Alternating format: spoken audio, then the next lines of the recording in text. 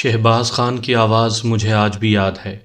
اس نے بڑی بلند آواز سے کہا، گھبرانا نہیں دوست، ہم آ رہے ہیں۔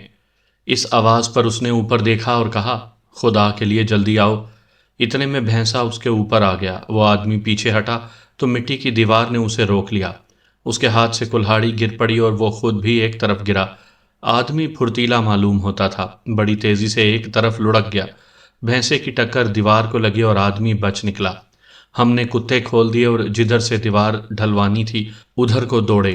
اترنے کے لیے یہ جگہ ٹھیک نہیں تھی، لیکن سب مٹی تھی۔ ہم نیچے کو پھسل پڑے، کچھ چلے، کچھ پھسلے اور کچھ لڑکے بھی۔ کتے ہم سے پہلے اتر گئے، ہمارے ذہنوں سے شانو اتر گیا۔ ہمارے اشارے پر کتوں نے بھینسے کو گھیر لیا، لیکن وہ اتنے بڑے شکار کے عادی نہیں تھے۔ ہم نے انہیں بھینسے جتنے بڑے شکار مارنے کی ٹریننگ نہیں دی تھی۔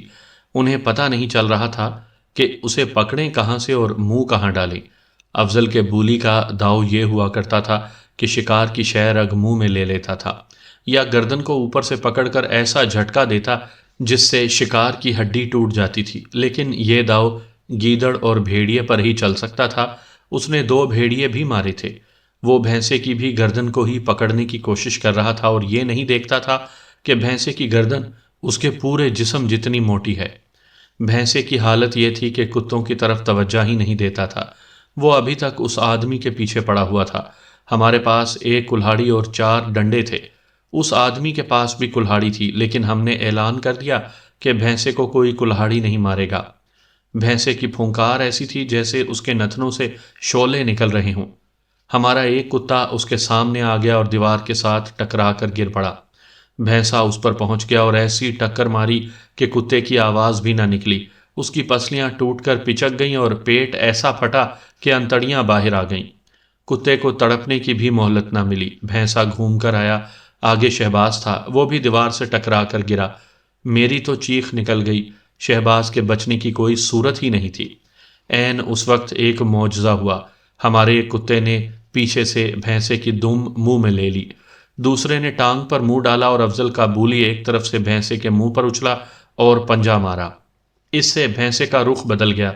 آگے میں تھا، میں بھاگنے لگا تو میں بھی دیوار سے ٹکرا کر گر پڑا۔ جس طرح میں چیخا تھا اسی طرح مجھے شہباز کی چیخ سنائی دی۔ اب مجھے بھی کوئی معجزہ ہی بچا سکتا تھا۔ بھینسا میرے اتنی قریب سے گزر گیا کہ اس کا پاؤں میرے پہلو کے ساتھ پڑا۔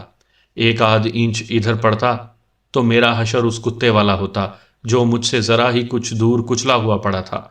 بولی بھینسے کے ساتھ دوڑتا اور اچھلتا میرے اوپر سے گزر گیا۔ میں نے بھینسے کی پھونکار بہت قریب سے محسوس کی۔ آگ سے کم گرم کیا ہوگی اس کے میرے قریب سے گزرنے کو صرف وہ فوجی سمجھ سکتا ہے جو میدان جنگ میں گرا پڑا ہو اور اس کے قریب سے دشمن کا ٹینک فائر کرتا گزر جائے۔ وہ آدمی جس کے پیچھے بھینسا آیا تھا وہ بھاگا نہیں، ہمارے ساتھ رہا۔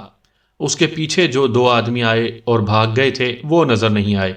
میں بچ گیا۔ کتوں نے بھینسے کی توجہ انسانوں سے ہٹا لی، مگر ہمارا ایک اور دوست اس کے آگے آ گیا۔ بھینسا اس کی طرف گیا تو اس آدمی نے یہ کمال کر دکھایا کہ ہاتھ میں کلہاڑی لے کر ایسا اچھلا کہ بھینسے کی پیٹھ پر سوار ہو گیا۔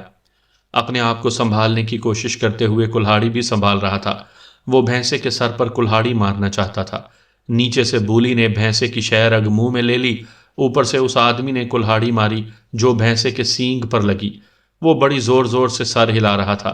کلہاڑی لگتے ہی کلہاڑی مارنے والا نیچے آ پڑا۔ اب بھینسا اپنی شہ رگ چھڑانے کی کوشش کر رہا تھا، لیکن بولی اسے بھنبوڑ رہا تھا۔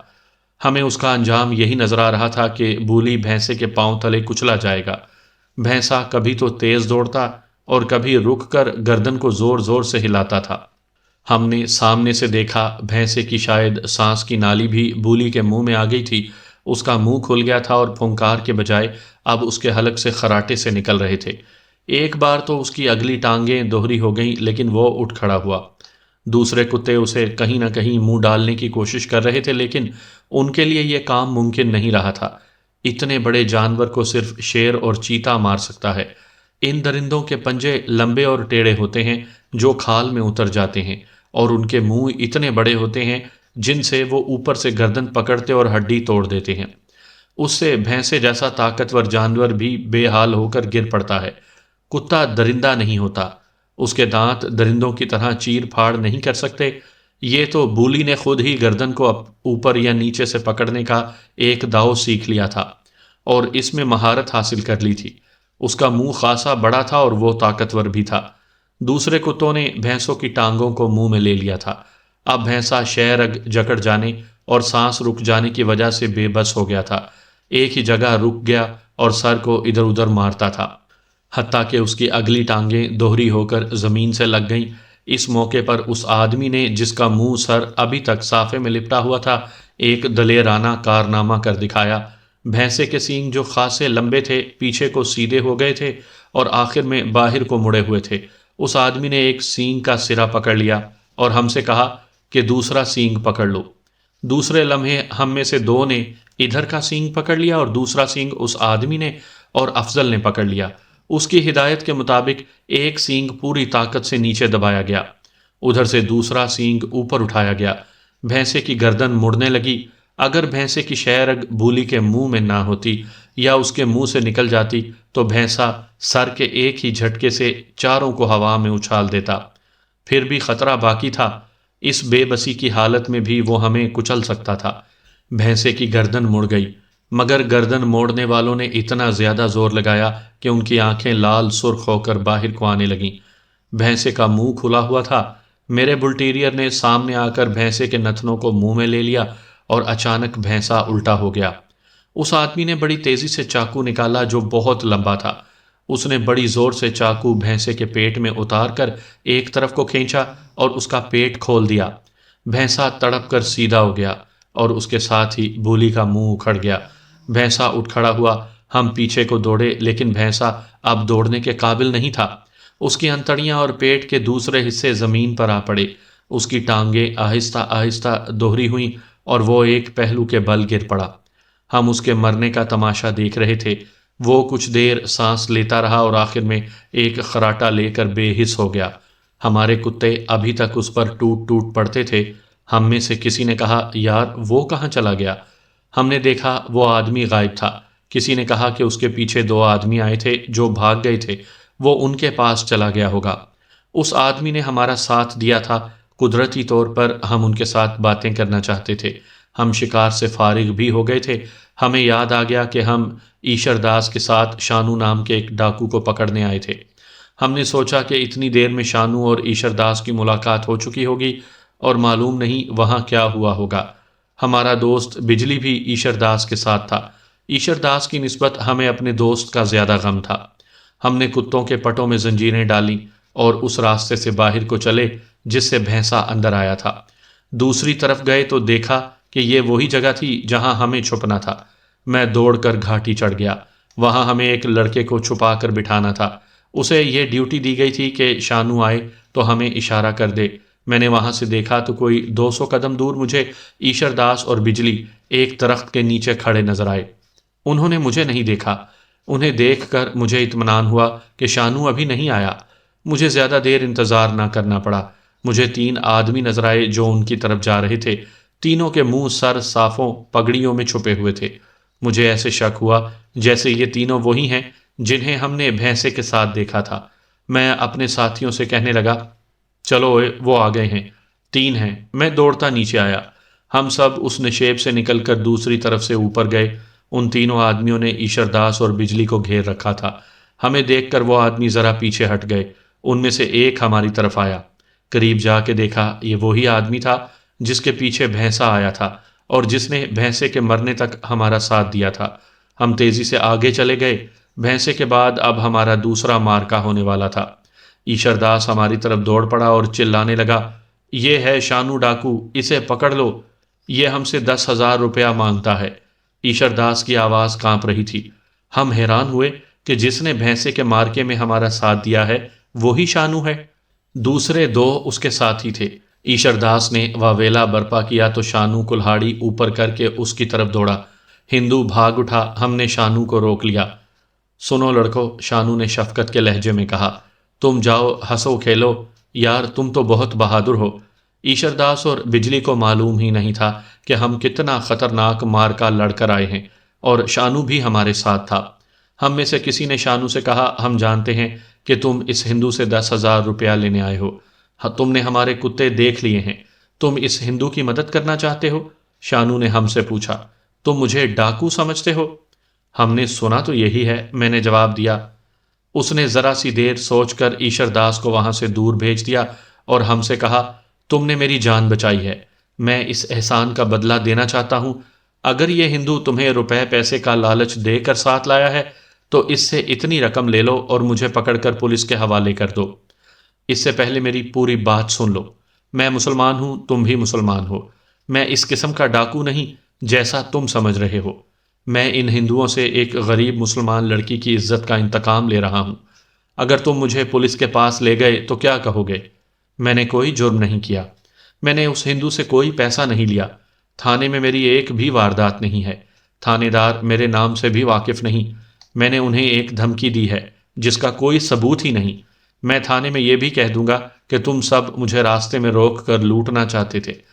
اس نے ہم سے ہمارے گاؤں کا نام پوچھا، ہم نے بتایا تو اس نے میرے والد صاحب افضل اور شہباز خان کے والد صاحبان کے نام لے کر کہا، تم میں ان تینوں کا کوئی بیٹا بھتیجا ہے؟ ہم تینوں نے بتایا کہ ہم ان کے بیٹے ہیں تو شانو نے کہا، لعنت ہے تم پر، تمہارے باپ تو اتنے بے غیرت نہیں۔ اس نے ہمیں ایک درخت کے نیچے لے جا کر بٹھایا اور خود ہمارے درمیان بیٹھ گیا۔ ایشر داس کو بھی اس نے ہمارے ساتھ بٹھایا اور بجلی بھی ہمارے ساتھ بیٹھ گیا۔ شانو نے ہمیں جو قصہ سنایا وہ یوں تھا کہ نارائن چند کے گاؤں کے ایک کمہار نے اپنی بیوی کے مرنے پر نارائن چند سے 200 روپیہ سود پر قرض لیا تھا۔ چونکہ کمہار کے پاس گروی رکھنے کے لیے زیور نہیں تھا، اس لیے نارائن چند نے سود زیادہ مقرر کیا۔ کمہار کی برادری بہت تھی، ماتم پر اسے ساری برادری کو روٹی دینی تھی۔ دوسرے اخراجات کے علاوہ 40ویں کے اخراجات بھی تھے۔ غریب آدمی کے پاس پلے کچھ بھی نہ تھا، اس نے سود پر قرض لے لیا۔ قرض لیے 2 سال ہو گئے تھے، کمہار کچھ نہ کچھ ادائیگی کرتا رہا، لیکن رقم 200 سے کم ہونے کے بجائے 400 سے اوپر ہو گئی۔ کمہار کے جب گھر دانے آتے جو اسے گاؤں کی بڑی ذاتوں سے ملتے تھے، وہ نارائن چند لے جاتا اور اپنی مرضی سے ان کی قیمت مقرر کرتا۔ کمہار کو کہیں سے 2-4 روپے مل جاتے تو وہ بھی نارائن چند لے جاتا۔ کمہار کا دوسرا مسئلہ یہ تھا کہ اس کی ایک بیٹی جوان تھی جس کی شادی ہو جانی چاہیے تھی، مگر گھر میں ایک پیسہ نہیں تھا۔ وہ سارے گاؤں کی خدمت کرتا لیکن ساری آمدنی نارائن چند کے گھر چلی جاتی۔ ایک روز نارائن چند نے اسے کہا کہ وہ اپنی بیٹی کو اس کے گھر کام کاج کے لیے بھیج دیا کرے اور وہ لڑکی کی مزدوری یا تنخواہ قرضے کی ادائیگی میں لکھ لیا کرے گا۔ کمہار مان گیا۔ اس کی بیٹی نارائن چند کے گھر جانے لگی۔ چند دنوں بعد لڑکی روتی ہوئی گھر آئی۔ اس نے باپ سے کہا کہ وہ آئندہ اس ہندو کے گھر نہیں جائے گی۔ باپ نے وجہ پوچھی تو وہ روتی ہی رہی۔ وجہ صاف تھی، نارائن چند نے اس کی عزت پر ہاتھ ڈالا تھا۔ کمہار نے برادری کے 2-3 آدمیوں کو بتایا، وہ سب غریب تھے، ہندو ساہوکار سے انتقام لینے کی جرات نہیں کر سکتے تھے کیونکہ بڑی ذاتوں والے مسلمان اس ہندو کی بہت عزت کرتے تھے۔ شانو بھی ذات کا کمہار تھا اور وہ بدماش تھا، دلیر بھی تھا۔ وہ کسی اور گاؤں کا رہنے والا تھا، اس نے اپنی دھاک بٹھا رکھی تھی۔ برادری کے آدمیوں نے اس کمہار کو مشورہ دیا کہ وہ شانو سے بات کرے۔ کمہار شانو کے پاس گیا اور اس کے آگے بہت رویا۔ شانو نے اسے کہا کہ وہ ایسا بندوبست کرے گا کہ ایک ہی بار اس کا قرض بھی ادا ہو جائے گا اور اس کی بیٹی کی بے عزتی کا بدلہ بھی لے لیا جائے گا۔ شانو کی دوستی جرائم پیشہ لوگوں کے ساتھ تھی، اس نے ان سے مدد مانگی۔ انہوں نے اسے مشورہ دیا کہ نارائن چند کو پیغام بھیجو کہ 10,000 روپیہ نقد فلاں جگہ پہنچا دے، ورنہ اس کے گھر ڈاکہ پڑے گا اور اس کی بیٹی کو اغوا کر لیا جائے گا۔ شانو نے پیغام بھجوا دیا، اپنا نام بھی بتا دیا۔ پیغام لے جانے والا ان دونوں میں سے ایک تھا جو اس کے ساتھ تھے۔ اصل جرائم پیشہ یہ دونوں تھے۔ شانو نے 10,000 روپیوں کی تقسیم اس طرح سوچی تھی کہ 2,000 روپیہ ان دونوں کو دے گا، 2,000 خود رکھے گا اور باقی کے 4,000 کمہار کو دے گا، جس سے وہ قرض بھی ادا کر دے گا اور اپنی بیٹی کی شادی بھی کر لے گا۔ پھر ایشر داس شانو سے ملا اور اسے کہا کہ وہ رقم میں کچھ رعایت کر دے جو اس نے نہ کی۔ اس نے ایشر داس کو یہ والی جگہ بتا دی، دن اور وقت بھی مقرر کر دیا اور کہا کہ اگر اسے پکڑوانے کی کوشش کی گئی تو وہ نارائن چند اور ایشر داس کے گھر کے بچے بچے کو قتل کر دے گا۔ اس کے بعد جو ہوا وہ میں آپ کو سنا چکا ہوں۔ میں ذات کا کمہار ہوں اور میری غیرت دیکھو، شانو نے کہا۔ تم اونچی ذاتوں والے ہو، تم میں غیرت زیادہ ہونی چاہیے، لیکن اس گاؤں کے راجوں راجپوتوں کی موجودگی میں ایک کمہار کی عزت غربت کی وجہ سے لٹ گئی۔ وہ ان سب کی خدمت کرتا ہے، لیکن کسی نے اس سے نہ پوچھا کہ وہ بیوی کے مرنے پر ساری برادری کو کھانا کہاں سے دے گا اور بیٹی کا جہیز کہاں سے بنائے گا۔ انہوں نے یہ بھی نہ سوچا کہ اس غریب کا خون ایک ہندو چوس رہا ہے۔ اب میں اس کی مدد کرنے آیا ہوں اور تم ایک ہندو کے ساتھ مل کر مجھے پکڑنے آئے ہو۔ ہم نے بھڑک کر اسے صاف بتا دیا کہ ایشر داس نے ہمیں کیا کہا اور کس طرح اپنے ساتھ لایا ہے۔ ایشر داس ہمارے پاس بیٹھا سن رہا تھا۔ اس نے دیکھا کہ ہماری نیت بدل گئی ہے تو وہ خوف سے کانپنے لگا۔ شانو نے اسے کہا، تم مجھے دھوکہ دینے آئے تھے، اب سن لو، جو کچھ ہوا ہے وہ بھول جاؤ۔ اگر تم نے کہیں زبان کھولی یا گھر میں بیٹھ کر بھی کسی سے ذکر کیا تو تمہارے سارے خاندان کی خیر نہیں۔ ایشر داس نے پہلے تو ہاتھ جوڑے، پھر شانو کے پاؤں پر رکھ کر دھاڑے مار مار کر رونے لگا۔ ہمارے جن بچوں نے ہندوؤں کو نہیں دیکھا وہ تصور میں بھی نہیں لا سکتے کہ ہندو کتنے بزدل ہوتے ہیں۔ شانو نے مجھے اور شہباز خان کو الگ لے جا کر کہا، تم نے میری بات سمجھ لی ہے، میں ساری عمر تمہارا احسان مند رہوں گا۔ میں نارائن چند سے بڑا خوفناک انتقام لوں گا اور تم سے یہ امید رکھوں گا کہ اپنے ماں باپ کو بھی نہیں بتاؤ گے کہ تم مجھے جانتے ہو۔ ہم نے غیرت کے جوش میں آ کر اسے یقین دلا دیا کہ ہم یہ راز اپنے دلوں میں دفن کر لیں گے۔ آج اس راز کو جاننے والے صرف 2 آدمی زندہ ہیں، ایک شہباز ہے اور ایک میں۔ آج پہلی بار یہ راز دل سے نکالا ہے جب شانو بھی اس دنیا میں نہیں، نارائن چند اور ایشر داس بھی نہیں۔ ان کی اولاد ہندوستان چلی گئی ہے اور میرے وہ تمام دوست اللہ کو پیارے ہو چکے ہیں جو اس راز میں شریک تھے۔ شانو نے ہمیں کہا کہ ایشر داس کو ڈراتے رہنا، یہاں سے جا کر یہ نارائن چند سے نہ ملے اور کسی سے آج کے واقعے کی بات نہ کرے۔ ہم نے شانو سے پوچھا کہ اسے بھینسا کہاں سے ملا تھا۔ اس نے بتایا کہ بھینسا راستے میں بیٹھا پھونکار رہا تھا۔ شانو نے اپنے ساتھیوں سے کہا کہ کسی کی بھینس کھل کر آ گئی ہے، چلو اسے گھر لے چلیں۔ اس کے قریب گئے تو بھینسا اٹھ کھڑا ہوا اور شانو کے پیچھے پڑ گیا۔ ایک تو شانو نے کمہار کی بیٹی کی بات سنا کر ہمیں بھڑکا دیا تھا، دوسرے اس کی دلیری نے ہمیں اپنا گرویدہ بنایا جس سے اس نے ہمارے ساتھ بھینسے کا مقابلہ کیا تھا۔ وہ تو بھینسے کی پیٹھ پر چڑھ بیٹھا تھا۔ ہم اس سے رخصت ہوئے، ہمیں ڈر تھا تو صرف یہ کہ ایشر داس بھانڈا پھوڑ دے گا۔ اس کی پیش بندی یہ کی گئی کہ گاؤں پہنچنے تک ہم اسے ڈراتے رہے۔ اس کی خوف زدگی کا یہ عالم تھا کہ ہر 15-20 قدم پر رک کر پوچھتا تھا، شانو میرے گھر تو ڈاکہ نہیں ڈالے گا؟ اس نے تمہیں کہا تھا کہ میں ایشر داس کو صاف کر دوں گا۔ اس کے سوالوں کے جواب میں ہم اسے دہشت زدہ کرتے رہے۔ اس نے اپنے بھگوان اور اپنے پرماتما اور دیوتاؤں کی قسمیں کھائیں کہ وہ کسی سے کوئی بات نہیں کرے گا اور وہ نارائن چند سے نہیں ملے گا۔ گاؤں سے دور ہی ہم نے اسے الگ کر دیا تاکہ گاؤں والے یہ نہ دیکھ سکیں کہ وہ ہمارے ساتھ گیا تھا۔ گاؤں والوں کو ہم نے بھینسے کے شکار کی کہانی سنائی۔ ہم نے ایشر داس پر نظر رکھی۔ تیسرے روز خبر ملی کہ 3 کوس دور ایک گاؤں میں ایک ہندو ساہوکار کے گھر پر ڈاکہ پڑا ہے۔ ڈاکو نقدی اور زیورات لے گئے ہیں اور ہندو کی جوان بیٹی کو بھی اٹھا لے گئے ہیں۔ اس خبر نے ہمارے گاؤں میں سنسنی پھیلا دی۔ ہم جانتے تھے شانو نے نارائن چند سے انتقام لے لیا ہے۔ ہم ایشر داس سے ملے، اس کا رنگ لاش جیسا ہو گیا تھا۔ میں نے اسے کہا، لالا جی آپ کی بھی ایک بیٹی جوان ہے، کوئی بات منہ سے نہ نکلے۔ اس کے منہ سے سخت گھبرائی ہوئی یہ آواز نکلی، شانو ادھر تو نہیں آئے گا؟